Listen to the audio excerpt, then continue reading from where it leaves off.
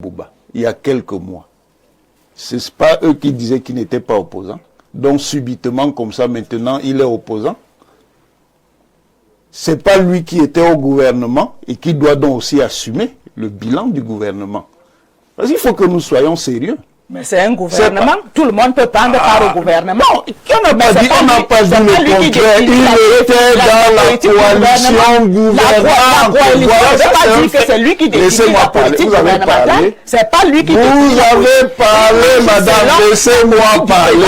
Je dis et je répète. Quand on est dans une coalition gouvernementale, on assume le bilan gouvernant.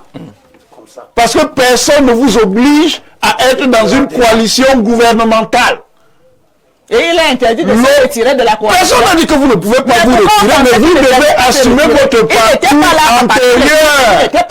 Vous devez assumer votre parcours. Laissez-moi parler. Vous devez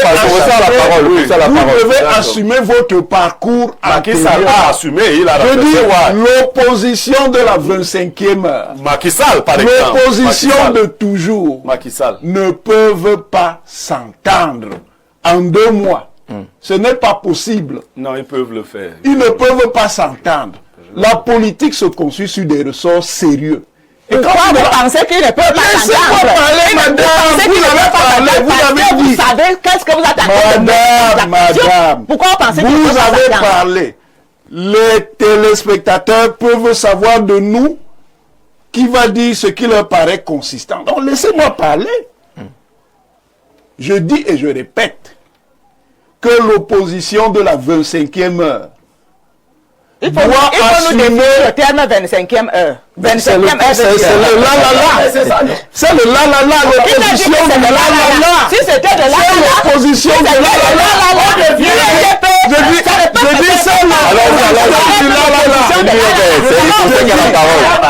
c'est à 4 mois. Je dis c'est à 4 mois de la fin d'un mandat, on devient opposant.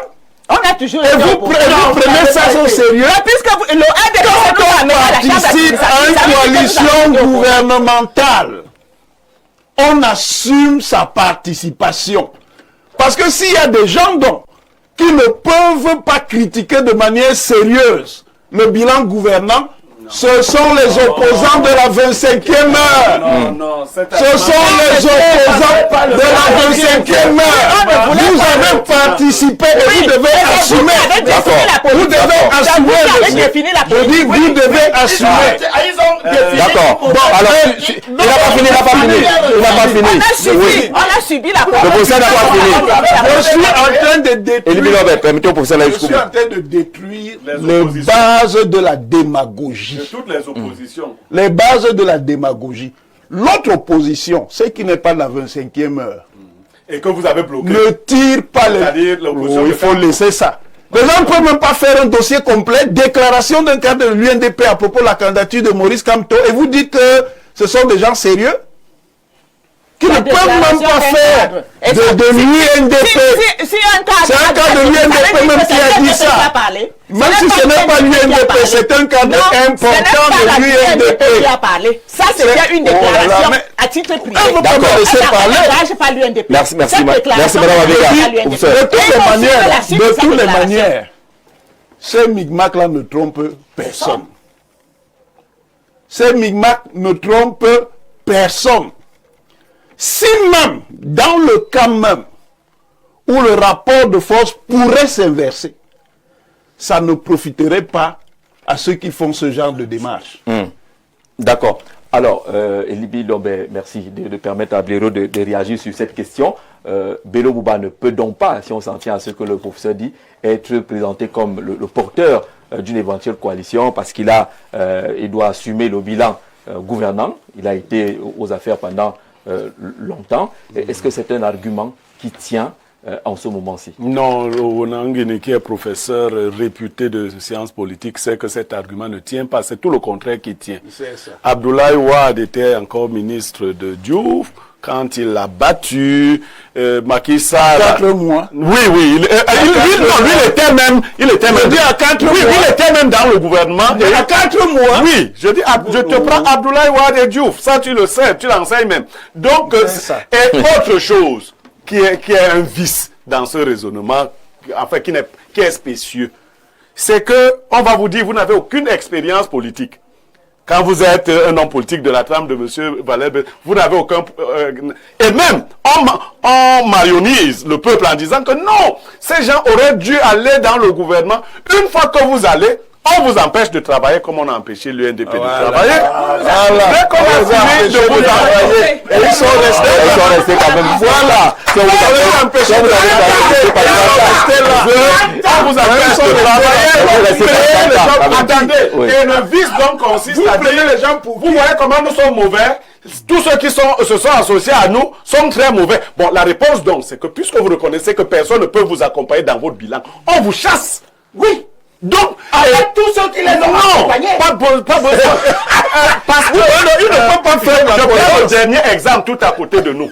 Est-ce que les gens ne sont pas en train d'applaudir le Gabon? Mais ce monsieur a été porte-fagnon, il a été homme d'humeur. C'est la même chose. Ah ben, il a été du système. Confusion. Comment on peut être avec vous? C'est la même chose. Là, on était dans un processus électoral. Non, vous êtes... Je croyais que les philosophes étaient rigoureux. Non, je le suis très bien. Et donc, la même chose. C'est la même chose. Un philosophe ici réputé pour insulter. Je n'ai insulté personne. Je dis donc ceci, ces arguties qui ne sont pas des arguties, ne tiennent pas. Ce ne sont pas des arguties. Les arguties sont de l'autre côté. La participation au gouvernement de l'UNDP n'empêche pas que l'UNDP compétisse. On n'a pas dit ça. On a dit le bilan. Bon, allons dans le bilan. C'est l'UNDP qui faisait les routes. Est-ce que vous avez confié les routes à l'UNDP? Dites-nous ce que vous avez... Vous êtes allé faire le tourisme. Depuis Meganga qui pose cette question. Est-ce que la coalition, c'est finalement la panacée? Alors, c'est un faux débat, il n'est pas une panacée. S'il peut faire sans coalition, il n'a qu'à faire. Que Paul Biya nomme vite au Nangini, il mouille le maillot, récompenser le vite, pardon, le plus 242. Le maillot n'est pas encore mouillé. Ce n'est même pas encore mouillé. Vous avez fait un peu que ça. On a fini par le déchirer. On a fini par le déchirer. On va sortir cette thématique avec la dernière réaction de Libye Lobé. Moi, je veux dire, une fois de plus, à aussi Joshua. Est-ce qu'il a parlé? C'est moi qui veux lui parler. Je suis content de ton comportement. Parce que tu es en train de refuser les alliances de circonstances. Pour avoir quoi? Et c'est une bonne posture. Parce qu'elle est porteur d'ensemencement de la moralité dans la vie politique. Je dis à mon candidat préféré, Akere Mouna, que dans 2 Corinthiens chapitre 6 verset 14. Il ne t'écoute pas, hein, il a déjà été rencontré, Bello Bouba. Non, il m'écoute. Non, il ne t'écoute plus. Ouais, c'est moi qui parle. Il est en train d'écouter l'émission. Oui, je suis en train de parler en public. Je ne fais rien de secret. C'est ton candidat, parce qu'il y a beaucoup de fils. Même jusqu'au bout, je lui donnerai des conseils. D'accord, allez, conseils à Akere Mouna. Ne formez pas d'attelage disparate. On connaît le verset là-bas. Ne formez pas d'attelage disparate. Et je lui ajoute ce que le prophète Malachi dit dans Malachi chapitre 2 verset 16. Et là, il faut que tout le monde se rappelle de ce que c'est que l'UNDP. Bello, Issa, qui sont-ils? Ils sont des présidents. Malachi dit, vous devez prendre garde quant à votre esprit et vous ne devez pas trahir. Ne formez pas d'attelage disparate. Mais tu avais demandé vous ne devez pas l'occasion d'aller vers Bello Bouba, non? Pas pour qu'il soit candidat. Pour qu'il soit quoi? Qu'il vienne soutenir. Mais et je termine sur ça. Oui.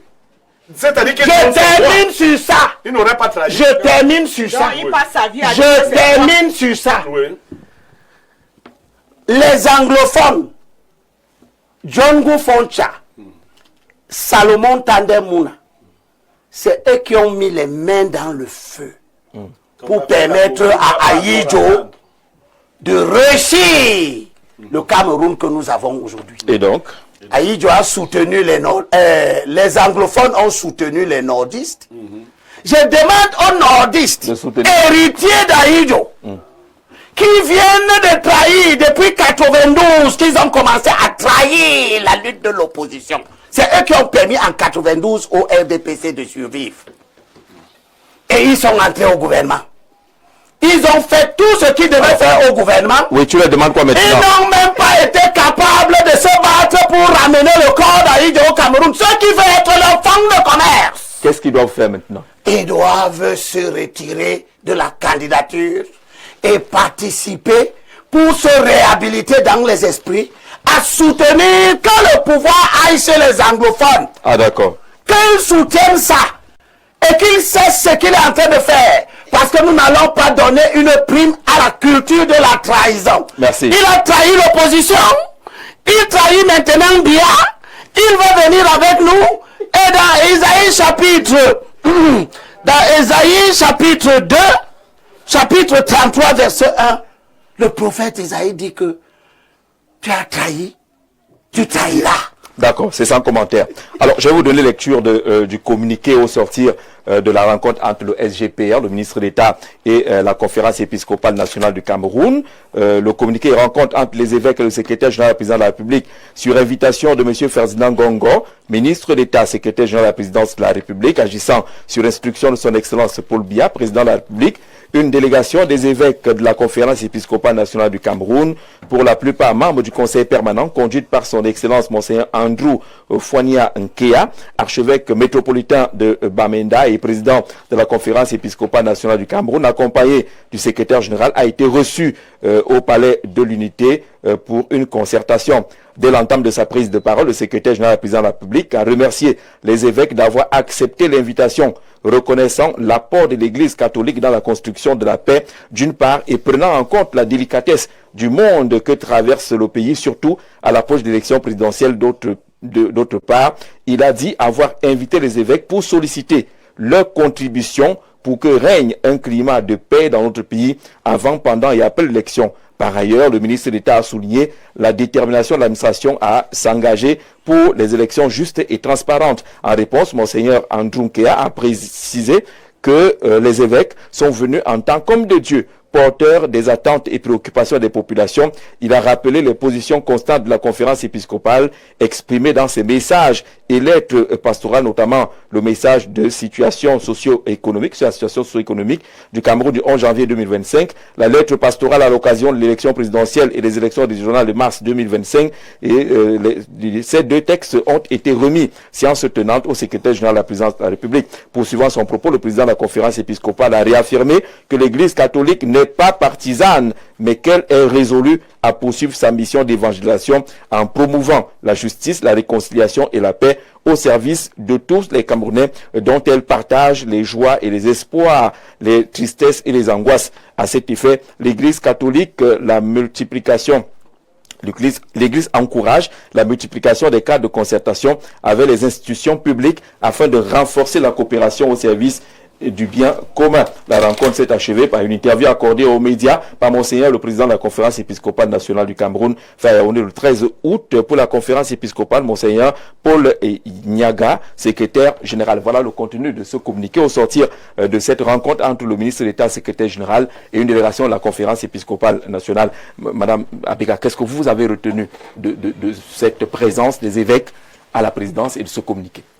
Avant de répondre, je veux d'abord dire à M. Elibi Lobe qu'il ne devrait plus traiter le président Bello de traître. Voilà. Le président Bello n'est pas un traître. Il suit ses idéologies. Il est un homme politique.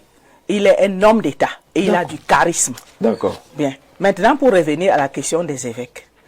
Je ne comprends pas quand il faut inviter les hommes de Dieu, surtout les chrétiens. Pourquoi on a seulement choisi les catholiques? Il y a d'autres confessions religieuses qui sont du christianisme. Oui. Pourquoi n'avoir choisi que les évêques? Vous avez voulu voir quand même une délégation de l'EPC, de l'Église évangélique aussi. Voilà, les orthodoxes, l'EPC, tout ça, il y a beaucoup. La présidente de la République a signé beaucoup de décrets à beaucoup d'ordres religieux chrétiens. Et pourquoi c'est seulement les évêques catholiques? Et quand on parle des évêques catholiques qui étaient au palais, ils étaient au palais sur invitation du président de la République qu'ils n'ont pas vu.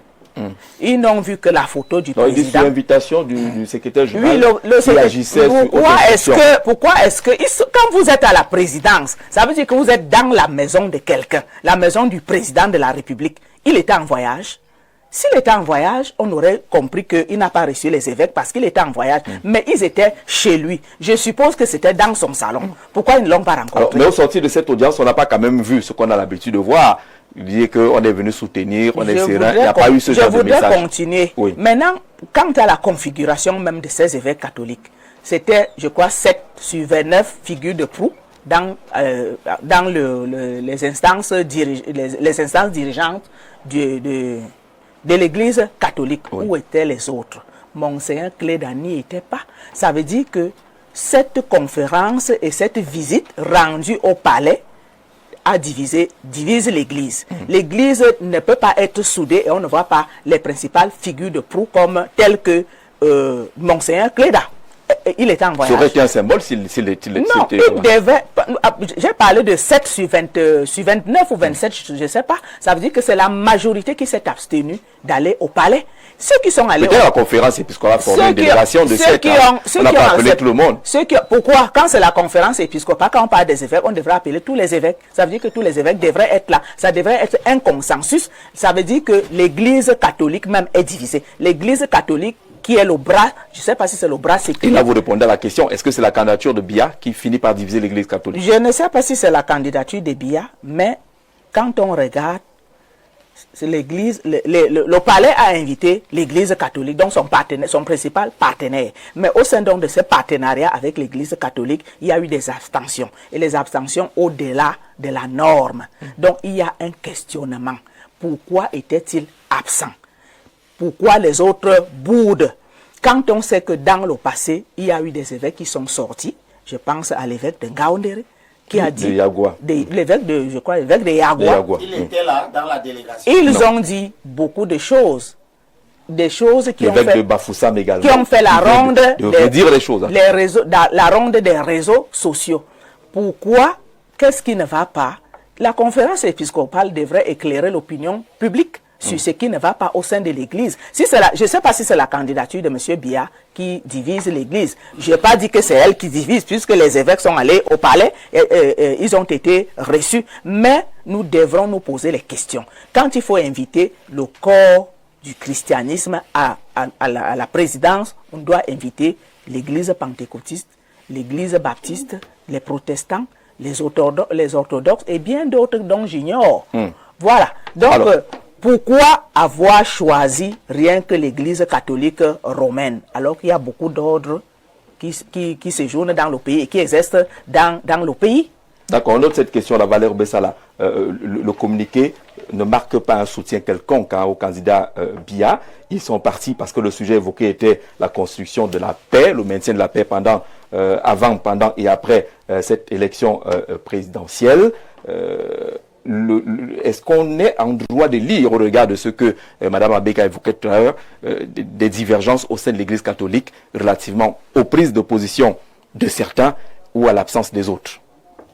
Je crois que Mme Abeka avait déjà répondu à la question. Je souscris effectivement que quand on regarde la texture ou le nombre de personnalités de l'Église qui ont répondu à l'invitation, on peut bien penser que votre question peut avoir une réponse affirmative. Maintenant, moi, je vais un peu plus loin pour me poser la question seulement, qu'est-ce que l'Église cherche au palais d'Etoudi? Oui. Un jour qui n'est pas un jour de la présentation des vœux, par exemple. Qu'est-ce que l'Église cherche là-bas? Parce que c'est là toute la question. Vous savez, je crois qu'on a adopté pratiquement aussi les lois françaises que nous avons copiées, la séparation de l'Église et de l'État, la loi 1905, et on l'a introduit aussi dans notre constitution. Le Cameroun est un État laïque. Alors, si on rentre dans cette logique, qu'est-ce que l'Église va chercher à étudier dans une période charnière politique? C'est ça toute la question.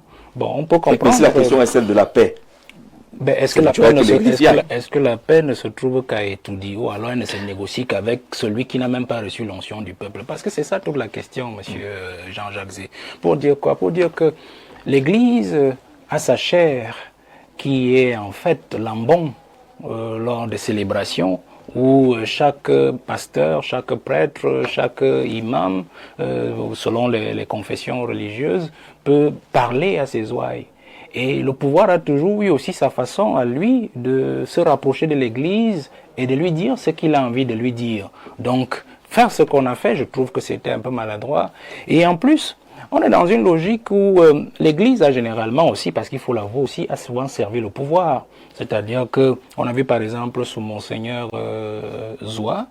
Jean Zoua, qui de temps en temps faisait souvent des passes. Par exemple au président Aïdjo et puis au président Paul Biya. Et on a vu aussi un moment qu'il savait se rebeller. Et cela a forgé par exemple l'esprit du président Paul Biya qui justement s'est réservé ou s'est retiré dans une mentalité ou une psychologie de crainte même de l'Église et de contrôle de l'Église. On a vu par exemple ce qui s'est passé avec Monseigneur Hooking après le départ de Monseigneur Jean Zoua et tous l'épilogue de l'archidiocèse de Yaoundé. Donc on comprend que le pouvoir en place, c'est la place et surtout l'influence de l'Église sur la scène politique, l'influence de l'Église sur même les populations. Donc on comprend que cette invitation-là a été faite dans ce sens-là. Mais pour moi, cela a été maladroit. Et je crois qu'il faut féliciter les autres évêques qui n'ont pas répondu présent à cela. Parce alors, à ce sujet-là, c'est pas tout le monde qui était attendu. Hein.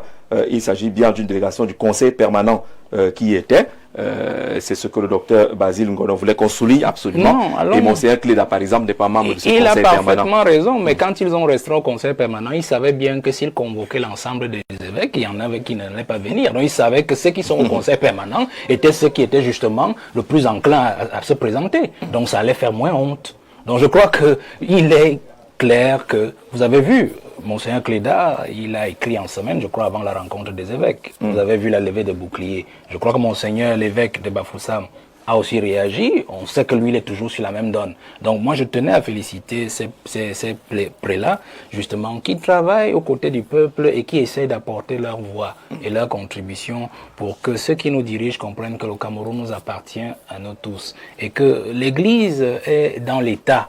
Même si l'Église s'occupe du pouvoir spirituel et que l'État s'occupe du pouvoir temporel, selon saint Augustin dans son De Civitate Dei, pour dire qu'en fait que nous devons absolument toujours avancer avec la foi, nos différentes foi, que ce soit des musulmans, que ce soit des chrétiens, que ce soit les autres, mais qu'on comprenne que quand ceux qui dirigent le pouvoir temporel, détiennent le pouvoir temporel, ne font pas le jeu du développement, le jeu de la bonne gouvernance, cela entame le pays en général et surtout toutes les écuries sociales que nous constituons dans nos familles, dans nos églises et partout ailleurs. Alors là, finalement, à la lecture de ce communiqué, est-ce qu'on a définitivement la position de l'Église catholique? Doit-elle avoir une position à l'approche d'une élection comme celle à venir, professeur? Je ne sais pas si elle doit nécessairement avoir une position, mais la conférence nationale épiscopale comme instance doit quand même avoir une orientation.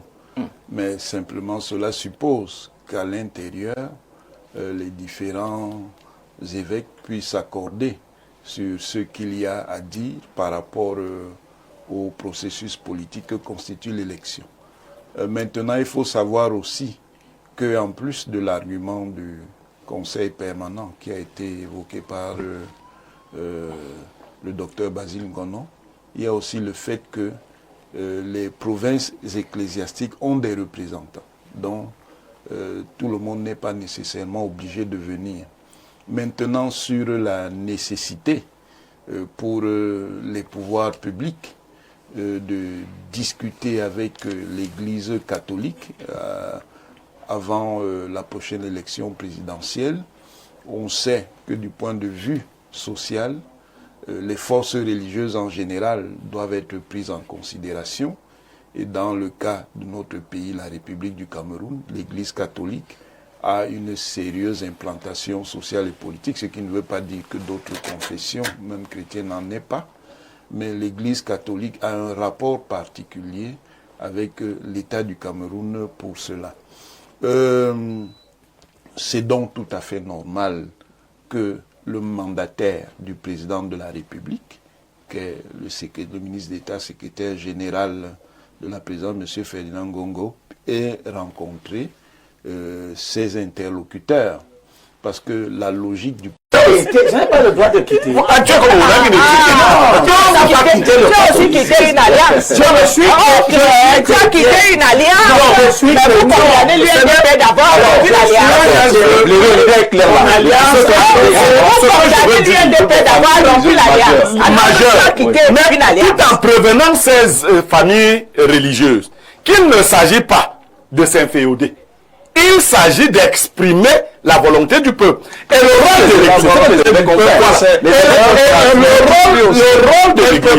le rôle de l'Église n'est pas d'aller soutenir un candidat ou d'aller combattre un candidat. Oui. Le rôle de l'Église, c'est de transmettre les cris qui viennent de très loin de ce peuple. C'est le rôle de l'Église. C'est ce qu'on fait. C'est pour cela que je félicite ces les lettres qui avaient déjà été écrites sur la situation socio-économique du Cameroun. Parce que si un prélat rencontre, je ne connais pas l'obédience religieuse du ministre d'État, secrétaire général, peut-être qu'il est catholique. Je veux dire que si je suis évêque et je rencontre mon chrétien, oui. Mais je lui parle en toute humilité parce que mon chrétien est élevé en dignité dans le monde, mais je lui parle en toute franchise. S'ils lui ont donc parlé en toute honnêteté, mais en toute franchise, ils ont fait leur travail de prélat. Donc le communiqué montre quand même que l'Église n'a pas pris parti. Non, le communiqué montre que l'Église catholique est restée dans sa ligne directrice. Maintenant, on peut... Ça peut être un désaveu des sorties sur 18 pages, par exemple, de Monseigneur Cléda. Mais non, on vous dit que non. Non. Cléda a des positions qui sont à la fois personnelles et d'autres qui sont collégiales. Beaucoup disent même qu'il est dans le positionnement. Il y a l'enjeu d'un poste de cardinal. Non, je dis que Cléda... Oui, il se dit également que moi, j'apprécie, oui, entre autres, a des positions qui sont à la fois collégiales. Celles-là, les autres évêques les partagent. Mais il a également, et c'est son droit, des positions qui lui sont personnelles. Les autres évêques ne sont pas non plus assujettis aux positions personnelles de Cléda. Au niveau de la sortie épiscopale, au niveau de leur lettre, ils sont restés très équilibrés, très dignes. Alors, au lendemain de cette sortie, on a quand même suivi l'évêque de Bafoussam, qui semble ne pas être dans l'esprit de ce communiqué. Il a cité les Moulinex et autres dans sa dernière sortie. L'évêque de Bafoussam est un peu va-t-en-guerre. Là, il faut... Donc, comme celui de Yagua, comme Cléda, comme Bafoussam. Non, il est un peu va-t-en-guerre. Bon, mais c'est son tempérament. Et il n'écoute donc pas ce que la conférence épiscopale dit. Ça, vous distinguerez les positions personnelles des positions collégiales. Voilà. Est-ce qu'on va les exprimer maintenant, les positions personnelles, Abel Elimbilobe, dans une affaire comme celle-ci, dans ce processus électoral où l'Église doit pouvoir s'exprimer et qu'elle soit une, cette Église-là? Est-ce qu'on doit considérer les positions individuelles? La rencontre du palais ne visait-elle pas à rejeter les positions individuelles de certains évêques? Vous savez, en Côte d'Ivoire, l'évêque d'Abidjan avait, dans une très grande réunion, pris une position où il disait il faut savoir partir. Voilà. Est-ce que c'était la position de l'Église? Est-ce que c'était la position d'un individu? Je pense que c'était la position d'un individu et cette position n'a pas eu un impact particulier sur la survie politique de M. Ouattara auquel on était en train de s'adresser. Moi, je suis pour que toutes les personnes qui ont des postures d'élite dans la société s'expriment lorsque pour dire au temple qu'il faut qu'on vote contre Biya. Parce que dans son troupeau-là, il y a les gens de Biya dedans. Il ne va pas leur donner la possibilité de monter aussi sur leur chair ou sur l'autel pour dire votez pour Paul Biya. Ne transformons pas les lieux de culte en lieu d'expression des positions politiques. Maintenant, si Cléda s'assoit, écrit ce qu'il veut écrire, publie, je serai le premier à lire et peut-être que quand je ferai mes meetings politiques, je m'appuierai sur la pensée de Cléda. Mais Cléda ne doit pas utiliser la cathédrale Saint-Pierre et Paul de Douala, qui est là-bas, là où il vit là. Pour dire que Paul Biya est mauvais, ou pour nous dire que Paul Biya est bon. Comme Bala et les évêques de Yaoundé, ici, qui ont toujours soutenu le régime-ci, n'utilise pas ils soutiennent le- toujours. Ils ont connu l'église catholique, à part là, depuis que, comment il s'appelle, Toumi est arrivé et Cléda aujourd'hui, grosso modo, l'église catholique a permis au régime, à partir du régime d'Aïdjo, avec Monseigneur Zoa, jusqu'après, a permis au régime qui est en place de se stabiliser. Mais que ça se fasse... D'accord. Mais ce n'est pas en le dehors du rôle de temps. l'église de En dehors du déstabiliser temps. le D'accord. régime.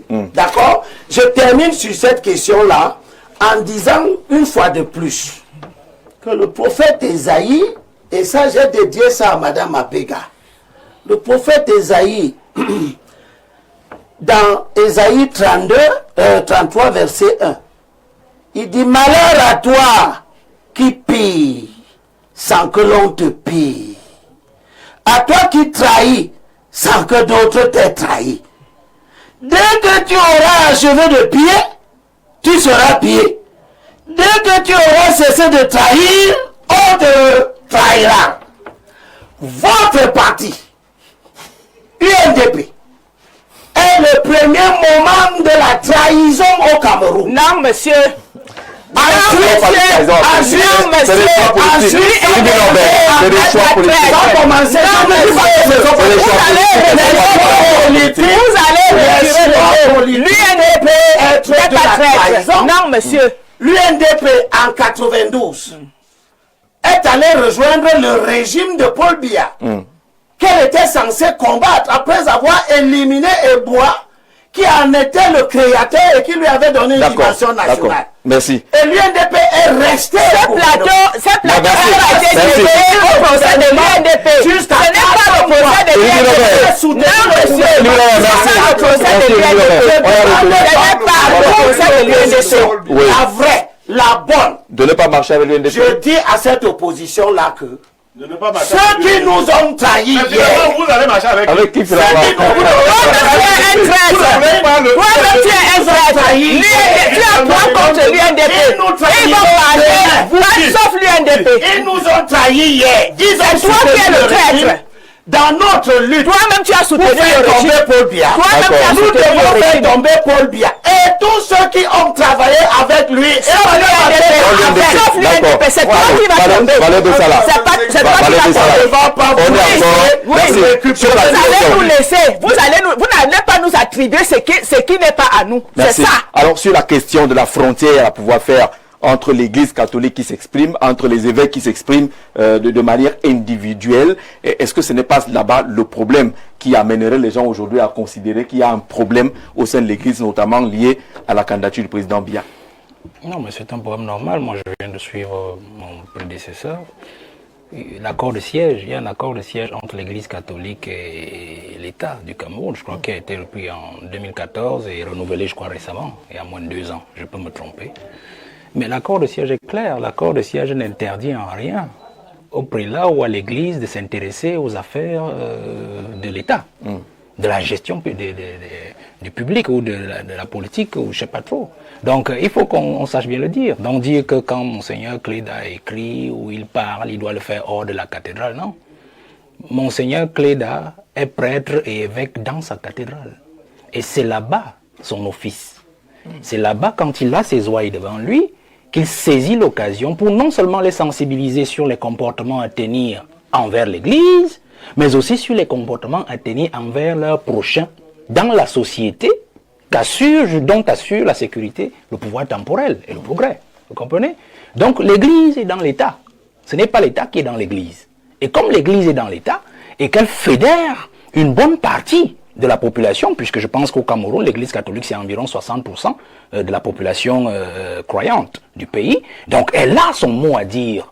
Elle a son mot à dire en termes de sensibilisation, en termes d'éducation et aussi en termes de prévention. Et la prévention, c'est par rapport aussi au pouvoir en place. Donc quand les ouailles viennent en confession, moi qui suis un petit séminariste, ils viennent en confession, ils disent j'ai un problème, ça remonte aussi dans les ouailles de comprendre qu'en fait, ces ouailles-là, s'ils ont ces problèmes, c'est parce que aussi dans la société, l'État ne fait pas son job.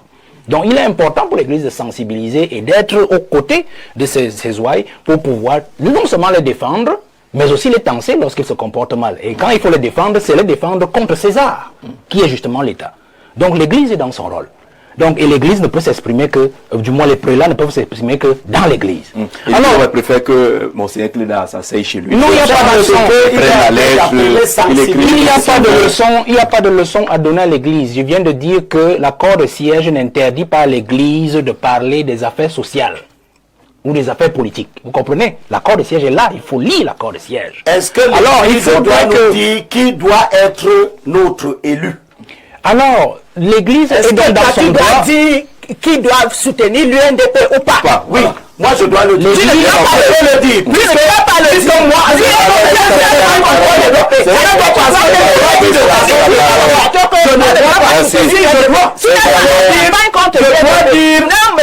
tu n'as pas à contre l'UNDP. Mais l'église n'a pas à nous dire contre l'UNDP. Ce n'est pas toi, ce n'est pas de la sensibilisation. Il y a une différence entre la sensibilisation et la prise de position au profit d'un candidat. Merci Madame Abega. Alors, il est en train de ressortir, il y a une différence entre sensibilisation et prise de position. C'est ce que Limbi Lobé défend. L'église peut